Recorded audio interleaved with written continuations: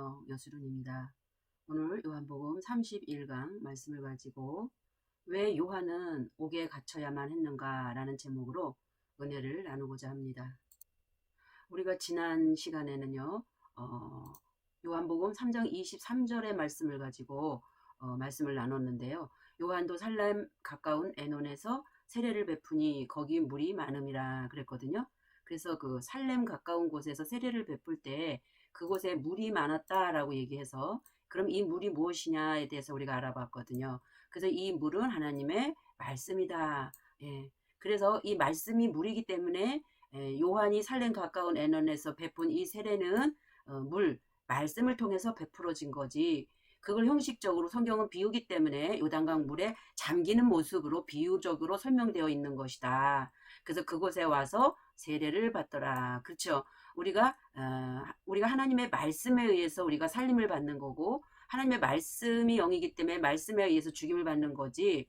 형식적인 여러분들 교회 안에서 세례 베풀 때 머리에다가 물을 뿌린다고 그게 거듭났다라고 볼 수 있나요? 그거는 우리가 지금 이론적인 걸로 생각만 해도 그건 아니잖아요. 근데 어릴 신앙에서는 그냥 교회 가면 그렇게 해서 당신은 이제 거듭났습니다. 교회 안에 들어왔음으로 인해서 구원받았습니다. 그런 어떤 형식을 베푼단 말이죠. 그땐 그게 그런 줄 알았어요. 근데 말씀을 알고 시간이 흐르면서 보니까 그건 아무것도 아니었구나.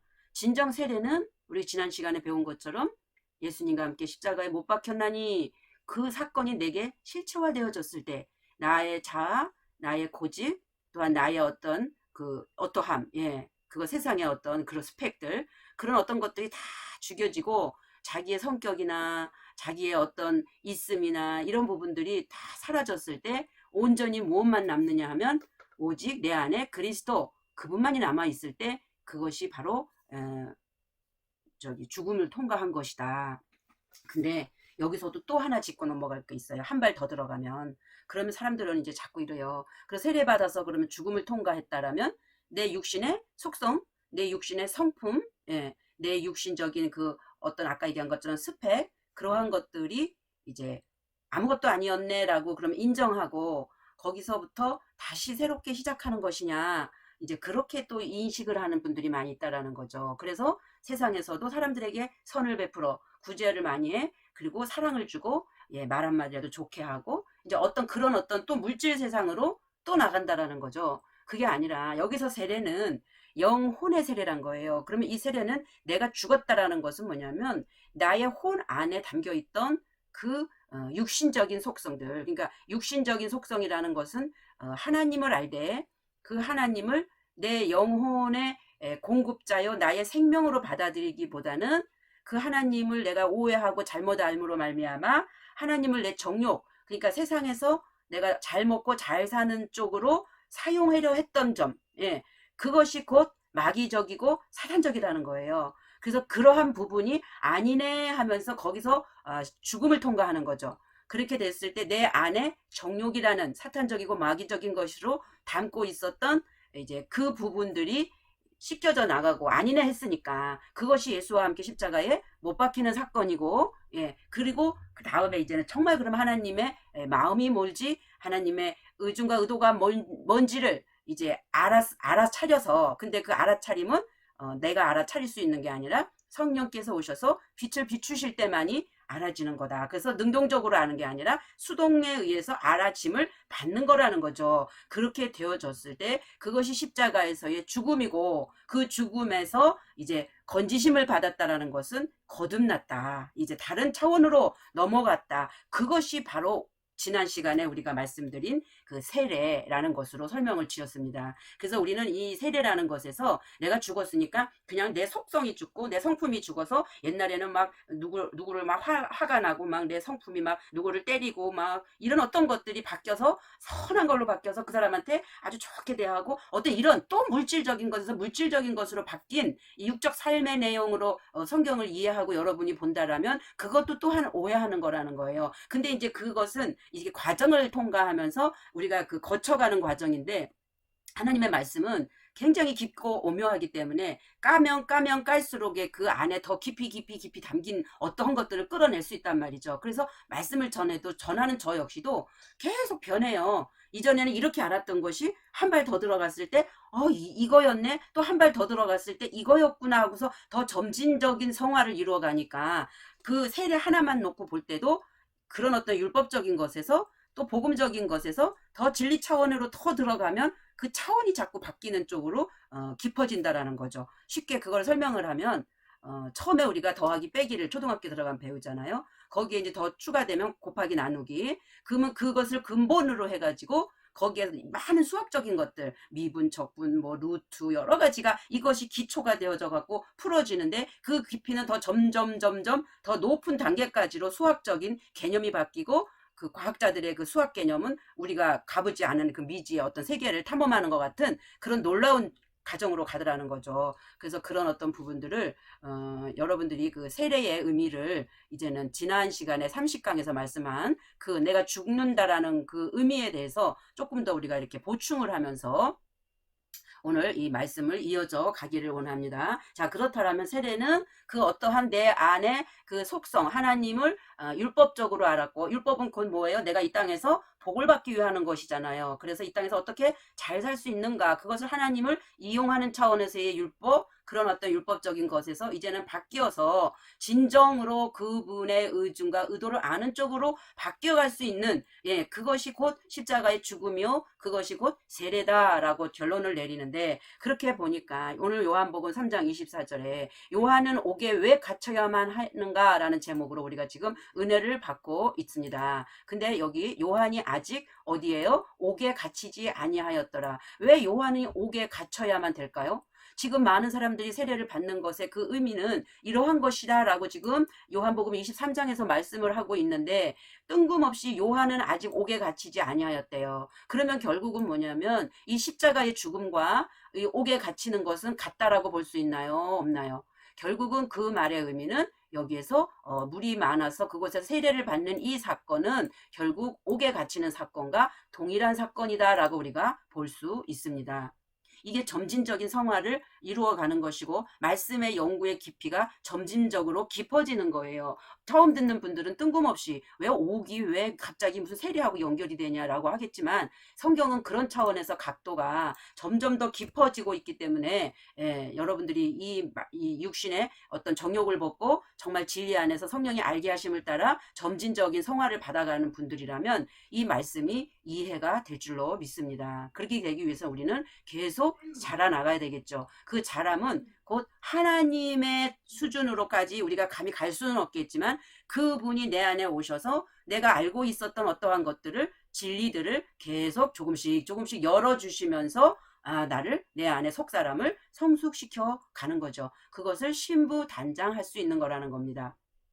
자, 요한복음 3장 25절을 보니까, 이에 요한의 제자 중에서 한 유대인과 더불어 정결 예식에 대하여 변론이 되었더니, 자, 옥에 아직 갇히지 않았어요. 그러면은 아직까지는 요한은 세례를 받았어요, 못 받았어요? 세례를 아직 못 받았다라는 것을 옥에 갇히지 않았다라고 하는 겁니다. 그럼 여러분들은 옥에 갇힌 경험이 있나요?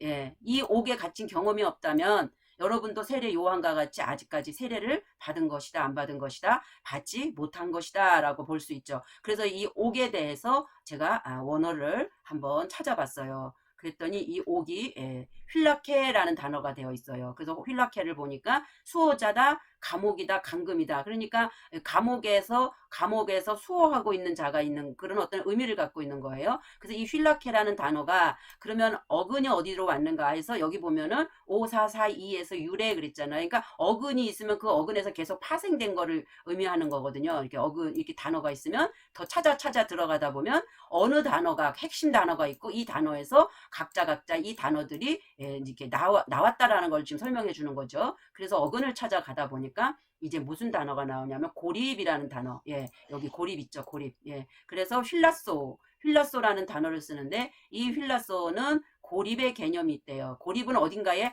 딱 갇혀버리는 거잖아요. 그래서 뭐 똑같은 뭐 조심하다, 지키다, 보존하다, 복종하다, 피하다 여러 가지 의미가 있지만 여기에서 또 5, 4, 3에서 유래됐대요. 그래서 어근을 더 찾아가니까 어디까지 오냐면 휘오까지 와요. 이 단어가 휘오젤럼.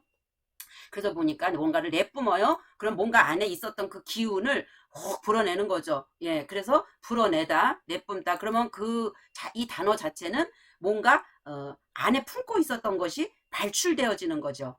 그 뭔가 발출되어져 나오는 거잖아. 이 단어는 거기에서 이제 감옥 이런 뭐 수호 이런 단어들이 온 거거든요. 그러면 세례 요한은 이제 이 옥에 갇혀야 되는데, 자, 여기 보니까 이런 단어가 있습니다. 그러나 오직 함축적인 의미인 발아하다. 예, 씨가 땅에 묻혀서 거기서 이제 저기 뭐 죽죠. 죽어가지고 거기서 뭔가 발아해서 싹이 탁 트잖아요. 그런 것을 이제 내뿜다라는 단어로, 불어내다라는 단어로 표현된 거거든요. 그래서 발아하다, 자라다, 싹트다, 생산되다로만 이 휘오라는 단어는 사용되고 있다. 그러니까 이 뭔가 발화하고 싹트고 생산되어지기 위한 어떤 뭐예요? 감옥. 예, 우리가 생각하는 죄를 짓고 저 들어가는 유치장 그걸 의미하는 게 아니라 요한이 옥에 갇히지 않았다라는 것은 결국은 죽음을 그 자기 자신의 어떠함을 완전히 억압시키고 거기에서 고립시키는데 그 고립시키는 그 이유와 목적은 새로움으로 발화되어지고 자라나고 싹트기 위한 옥이라는 거예요. 그 옥에 갇히는 이유는. 그래서 세례 요한이 아직 옥에 갇히지 아니하였다라고 할 때 제가 아까 얘기했던 것처럼 뭐였죠? 옥에 갇히지 않을 때, 예, 물이, 이 세례와 옥과는 그럼 결국은 같은 내용을 설명하고 있는 것이다. 거기까지 이제 우리가 공부를 하였습니다. 그러면 지금 세례를 많은 사람들이 요한에게 와서 받을 때 회개하라 천국이 가까이 왔느니라 고 외치면서 그들의 뭐를 회개하게 했어요? 죄를 회개하게 했죠. 요한은 율법의 마지막 선지자였잖아요. 그 요한은 마지막 선지자로서 자기 자신의 사명을 감당할 때에 자기 안에 있는 그 모든 사람들의 그 죄를 세례를 주면서 그것을 이제 회개케 했다라면 예수님에게 안수할 때 이미 예수님에게 그 모든 죄를 다 전가시켰다라는 거예요. 그래서 여기에 보면 요한의 제자 중에서 한 유대인과 더불어 정결예식, 이 정결예식 자체가 회개잖아요. 깨끗하게 하는 거. 정결예식에 대하여 변론이 되었더니, 왜냐하면 이들은 누구의 제자예요? 율법의 상징인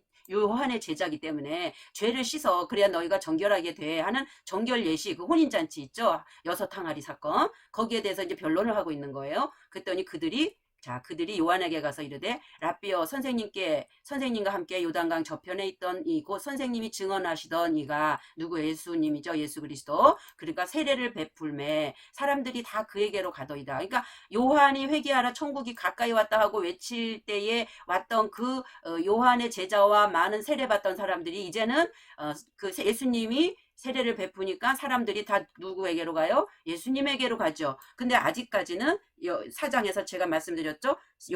예수님이 증거한 게 아니라 예수님의 제자들이 이제 세례를 베풀은 것이다 라고 얘기를 했잖아요. 그럼에도 불구하고 왜 예수님에게로 갈까?